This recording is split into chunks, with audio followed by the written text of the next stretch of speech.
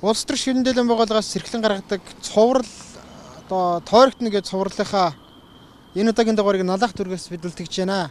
За энэ дүргээс бол нийслэлийн иргэдийн төлөөлөгчдийн хуралд 2016 онд сонгогдсон төлөөлөгч нь бол одоогийн хотын дарга Амар сайхан. За их хурал сонгогдсон төрийн түвшин бол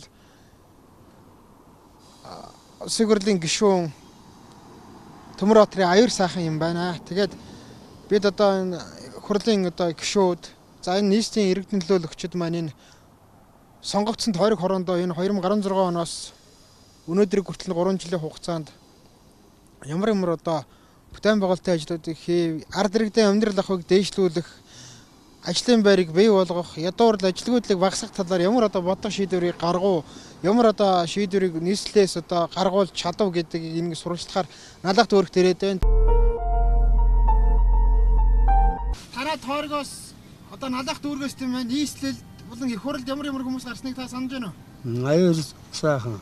За. Улсад Амар сайхан дүүрэгтэй нийслэл. За энэ хүмүүсийн дүүрэг хороондоо хэр сайн ажиллаж гин гэж та хувьдаа дүгнэж байна вэ? Сонголт хийсэн хүний хувьд үү? Янз хийж байгаа. Харж байгаа шүү дээ налах дотор. Янз ажил хийсэн байна. Яг ямар тодорхой ажлууд хийсэн гэж байна. Мэдхгүй яах вэ? Энэ байгаар л байгаас налахын хуучин байдгийг. Дээр хамгийн гол том бүтээн байгуулалтууд бол ерөнхий хэмжээнд зам харгуугаас ахуулаад дэд бүтцэц ногоон байгууламж тэр дундаа бас одоо хүүхдийг зөв орчинд хүмүүжүүлэх сургууль цэцэрлэг мөн одоо эрүүл мэндийн салбарт одоо тодорхой хөрөнгө оруулалтыг бас улсын хэмжээнд нийслэлийн хэмжээнд бол зохион байгуулалт явагдаж байгаа ажлууд байна. Тухайлбал бид бол 50% та хүүхдийн эмнэлэг дүүргийн яг хот донд байгаа даваач амьтанд найрамдлын гудамжны одоо гудамжийг 2.5 тэрбум төгрөгийн хөрөнгө оруулалтаар бол даваач амьтанд найрамдлынхаа гудамжийг одоо шинжилсэн. Мөн 50% та хүүхдийн эмнэлгийг одоо хэдийн хөрөнгө оруулалтаар бас гадны хөрөнгө оруулалтаар хийгдсэн томоохон ажлууд байна. Тэгэхгүй бата. Тэр хүмүүс одоо нийслэл тойрог хороондоо хэрхэн ажилладаг гэж дүгнэдэг вэ? Сайн л ажиллаж байгаа. Сайн ажиллаж байгаа байхаа. Хоолндоо яг юуг нь та сайн ажиллаж байна гэж бодож байна. Таны одоо яг амьдрал ахуйд гарч байгаа өөрчлөлт байна уу? Өөрчлөлт байхгүй. Гэхдээ энэ гудам бүгдийн янзлан дижил ичиж. Тэр дундаа бас хүүхдүүдийн спорт урлагийг дэмжих энэ үндслээр бас энэ спорт цогцлборыг бас одоо зогсон байсан энэ хөрөнгө асуудлыг бол бас ажиллагаанд нь оруулж энэ одоо 11 сарда багтааж одоо 19 оны 11 сарда багтаагаад одоо спорт цогцлбороо 750 хүний суудалтай спорт цогцлборыг үйл ажиллагаанд нь оруулахар явж байна. Би намайг хэл гаргасан шүү дээ. Тэр хүмүүс маань ер нь тойрог хороондоо энэ Гүү ердөө дүүрэгтэй хэрхэн ажиллаж байгаа гэдэг талаар яриа. ердөө Мөн олон улсын хэмжээний хөнгө атлетикийн 400 м тартан замыг бол одоо өнгөрсөн онд бол бид нэр ашиглалтанд орууллаа. Энэ одоо 19 онд багтааж бас бид нэр хөл бөмбөгийн миний одоо хөл бөмбөгийн талбайг бас байгуулахаар одоо бас улсын нийслэлийн төсөвт орж баригдаж байна. Сүүлийн үед бол энэ уурхай холбоотой бас энэ уурхайг ажиллаж байгаа улсуудыг бол одоо бас ажлын байраар хангах үүднээс бол бид нэр үүдэр технологийн паркийг ажиллагаанд нь оруулаад тээзүүгийн батлаад одоогийн байдлаар 12 компани одоо энд үйл ажиллагаагаа эхлүүлэх суурай тавиад дүүргээс бас ажилчдыг аваад ажилгүйдлийг бол бууруулах чиглэлээр бас энэ дээр ажиллаж байна.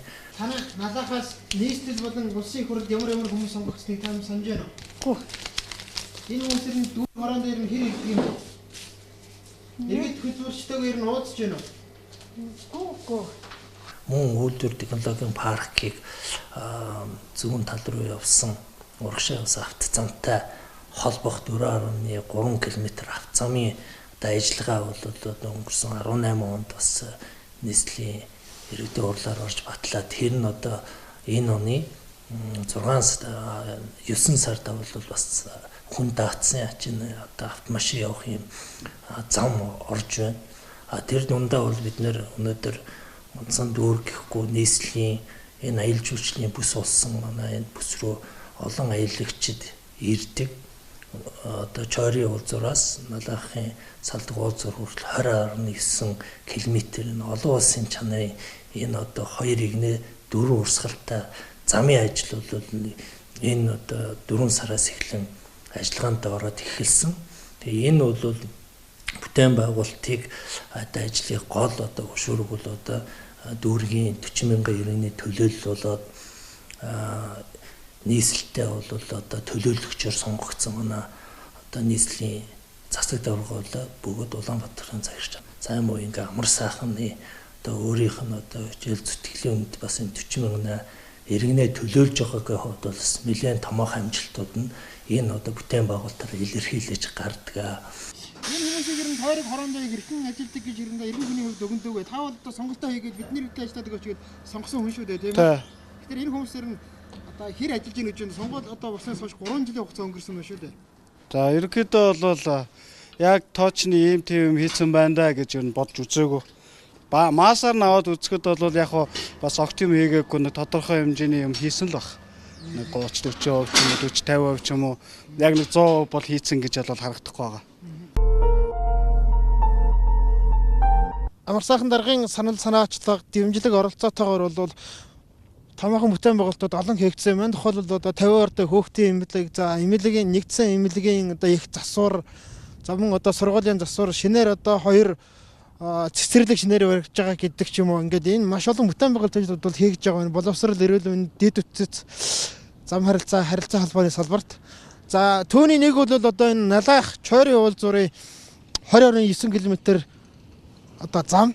Энэ зам бол 60 жилийн өмнө тавигдчихсан бүгд найрамд хятадулсан одоо дэмжлэг оролцоотойгоор тавигдчихсан энэ замыг одоо шинчлэх ажил сүүлийн одоо 10 гаруй жил идэвхтэй яригдсны үндсэн дээр 2019 оны 4 сараас эхлээд бол одоо замын үндсэн одоо засвар шинчлэх ийм ажил эхэлж байгаа юм байна.